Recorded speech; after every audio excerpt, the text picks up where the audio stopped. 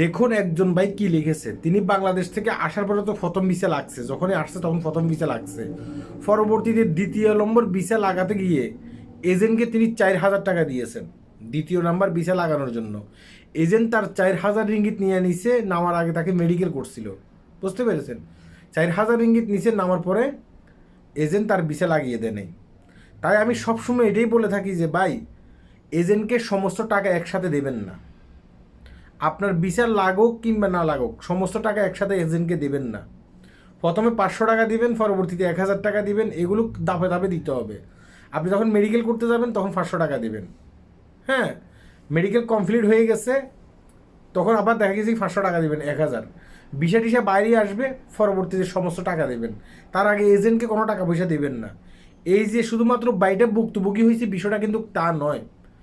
আমার পরিচিত 2টা ছেলে এভাবে ভুক্তভোগী হয়েছে। তারা কি করছে, এজেন্টকে 3,000 রিঙ্গিত করে দিয়ে দিছে, আমার সাথে যোগাযোগ ছাড়া 3,000 রিঙ্গিত করে দিয়ে দিছে। এখন এজেন্ট কি করতেছে, এজেন্ট তাদের সাথে নয়সই করতেছে, এজেন্ট তাদের ভিসা লাগাই দিবে না, এজেন্ট তাদের সাথে বাটপারি করছে।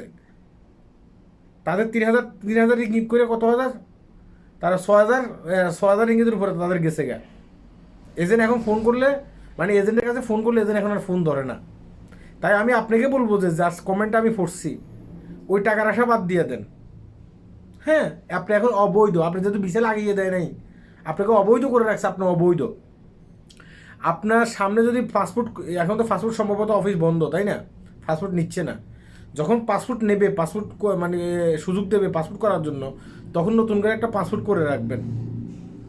এবং কি আপনার যে বন্ধু বান্ধব আছে না, যাদের সাথে আপনি কাজকাম করেন, তারা কোথায় ভিসা লাগায়, কোন এজেন্টের মাধ্যমে ভিসা লাগায়, তখন একটা ভালো এজেন্ট ধরে, হ্যাঁ, তারপরে কিছু কিছু টাকা দেবেন, সমস্ত টাকা নয়। ভিসা লাগে আসলে সমস্ত টাকা দেবেন। আপনি যদি সমস্ত টাকা একসাথে দিয়ে ফেলেন তাহলে এজেন্ট কখনো আপনি ভিসা লাগাবে না, এটা অবশ্যই আপনাকে মনে রাখতে হবে।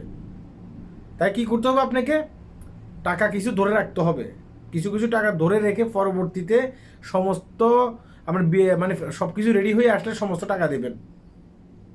তার আগে কিছু কিছু টাকা দেবেন। সব টাকা দেবেন তো আপনি মরছেন, সব টাকা দেবেন তো আপনি মরছেন, আপনার ভিসা লাগিয়ে দেবে না এজেন্টেরা। আমি যেটা সত্য সেটাই বলছি।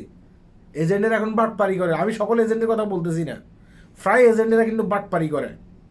হ্যাঁ, সবাই ভালো থাকবেন, ভিডিওটি শেয়ার করবেন। যারা মানে সব টাকা একসাথে এজেন্টকে দিয়ে ফেলতেছেন, তারা যেন সব টাকা একসাথে এজেন্টকে না দেয়, তারা যেন ভিডিওটি দেখে জানতে পারে। আল্লাহ হাফেজ।